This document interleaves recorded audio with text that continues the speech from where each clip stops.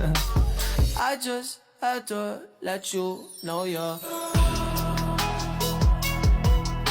She a happy baby boo. She a happy baby boo.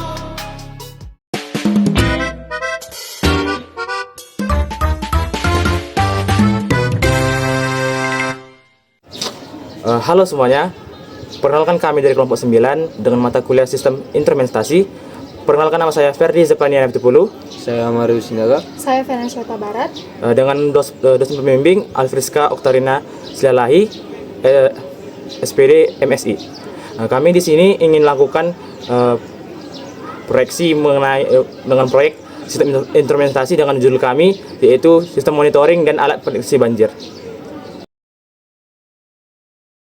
Baiklah, di sini saya akan menjelaskan sedikit mengenai pendahuluan, latar belakang, rumusan masalah, manfaat, serta kesimpulan dari proyek yang tersebut. Yang pertama mengenai pendahuluan. Jadi di sini kami membuat alat monitoring. Jadi di sini kami membuat alat monitoring.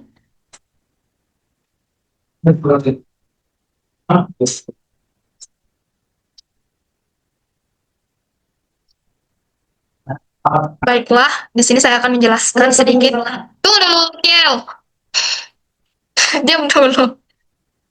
Baiklah, di sini saya akan menjelaskan sedikit mengenai pendahuluan, latar belakang, rumusan masalah, manfaat, serta kesimpulan dari proyek yang telah kami buat. Jadi kami membuat alat monitoring peringatan dini untuk banjir. Jadi dari pendahuluannya kita bisa mengetahui karena sering sekali terjadi banjir di Indonesia, khususnya di Sumatera Utara, karena meningkatnya curah hujan ekstrim atau perubahan iklim dan lain sebagainya. Sehingga kami membuat suatu sistem monitoring dan peringatan dini yang efektif berbasis IoT agar proses mitigasi bencana dapat dilakukan secara cepat dan akurat.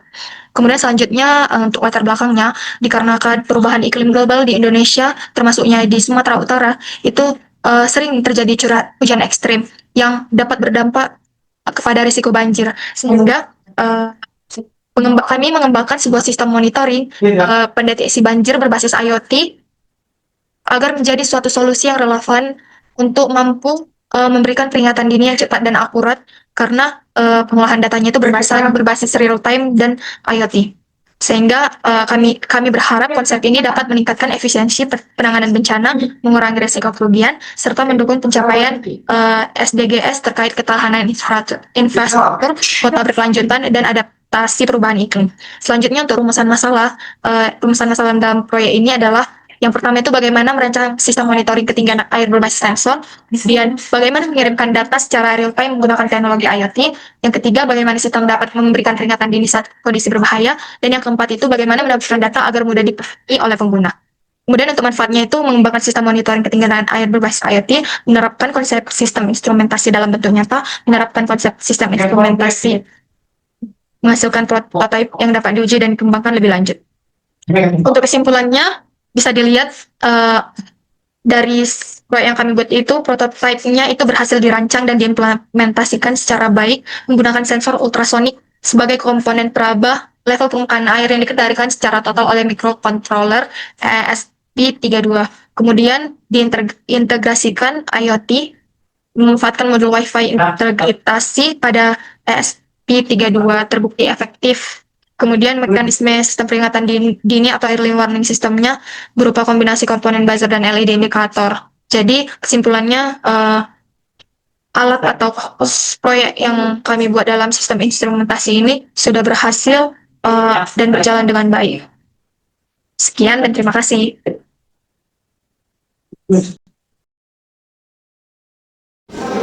Baik, di sini saya akan menjelaskan komponen-komponen apa saja yang kami gunakan untuk proyek mata kuliah sistem instrumentasi kami.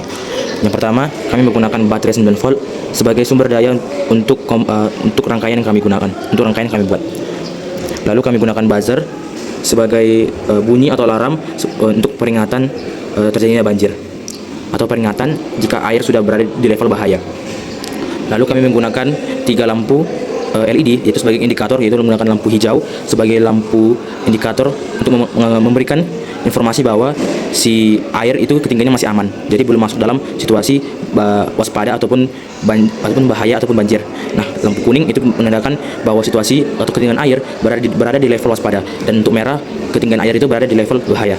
Kami juga menggunakan kabel jumper sebagai penghubung antar rangkaian-rangkaian antar komponen.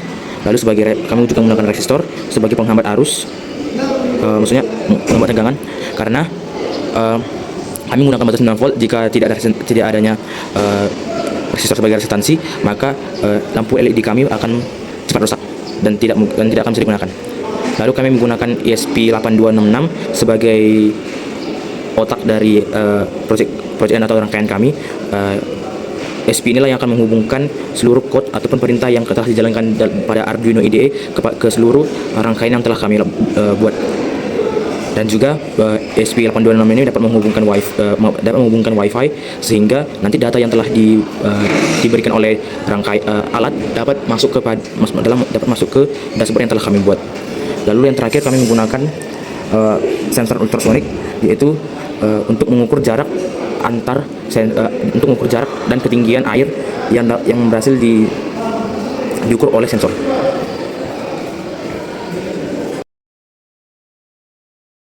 Oke, sekarang kita lanjut kepada penjelasan beberapa peletakan komponennya. Untuk dari trik pada sensor ultrasonik itu kita letakkan pada pin D1 di ESP8266.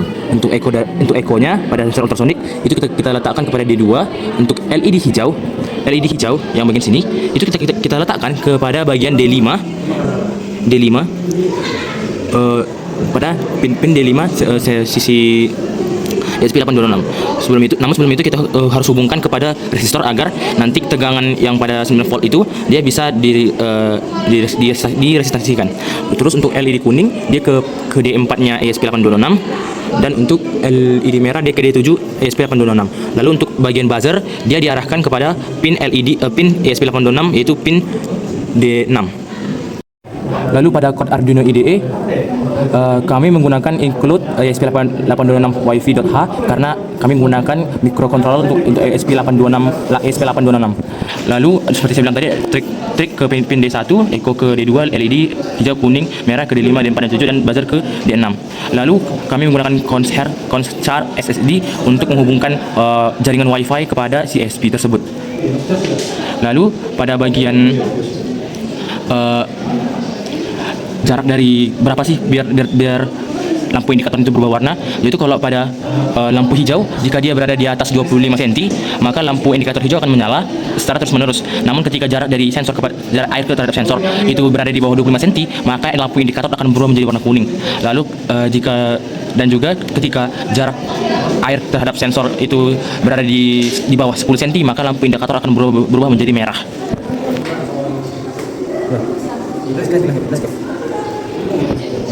Lalu sekarang kita berada di bagian simulasi. Seperti saya bilang tadi, jika jarak air ke sensor itu di bawah di atas 25, lampu indikator hijau akan terus menyala, dan jika jarak dari air ke sensor itu berada di sekitaran di bawah 25 cm maka lampu indikator akan berwarna kuning. Lalu ketika jarak dari air ke sensor itu berada di bawah 10 cm maka lampu indikator akan berubah menjadi merah dan akan menyalakan buzzer. Nah, kita akan simulasi. Sekarang jarak dari sensor ke air ini sekitaran 28 cm. Nah, ketika coba air dari ketinggian air ditinggikan, maka kita bisa melihat kalau lampu indikatornya berubah menjadi kuning. Ini menandakan jarak dari sensor itu berada di bawah 25 cm. Lalu ketika dicoba naikkan lagi, lampu indikator berubah menjadi merah, berarti ketinggiannya sudah berada di bawah 10 cm dan menyalakan buzzer. Ya. Baik, di sini saya akan menjelaskan pada bagian dashboard monitoringnya kami. Jadi di sini kalau LED hijau itu pada kondisi aman, jadi jarak objeknya itu di atas 25. Kalau LED kuning itu masih mendeteksi bahwasannya masih aman dan dia itu di bawah 25.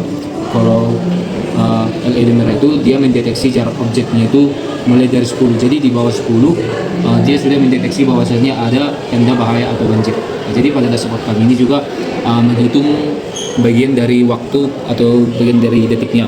Jadi dashboard kami ini terjadi karena kami telah menghubungkannya ke USB 2866 dan USB 2866 ini kami akan terhubung ke Arduino Uno. Jadi kami menjalankannya di Arduino Uno supaya dashboard kami ini jalan.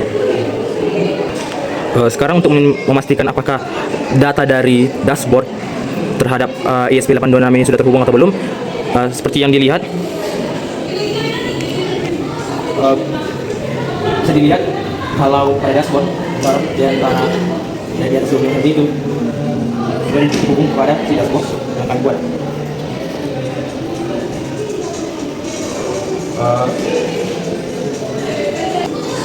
Bisa dilihat berarti jarak di antara sensor dan air itu berada di antara 30 cm. Lalu jika didekatkan, dia berada di antara jarak 20 cm yang artinya waspada. Lalu jika didekatkan lebih dekat lagi,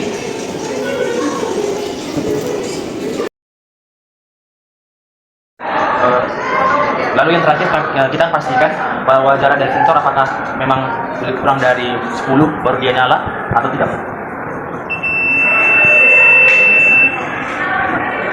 Bisa dipastikan, bisa dilihat tadi di pada dashboard kalau ketika didekatkan jarak dari air ke sensor yang kita di bawah 10 cm, dia bakalan berada di indikator LED merah dan si sensor si buzzer akan bunyi. Oke, sekarang kita pada tahap kalibrasi.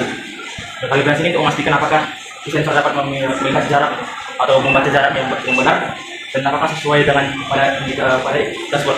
Nah, pada dashboard kan tertulis ataupun tertampil 3 cm. Nah, sekarang kami pastikan bahwa jarak dari antara sensor ke air itu benar-benar 3 cm.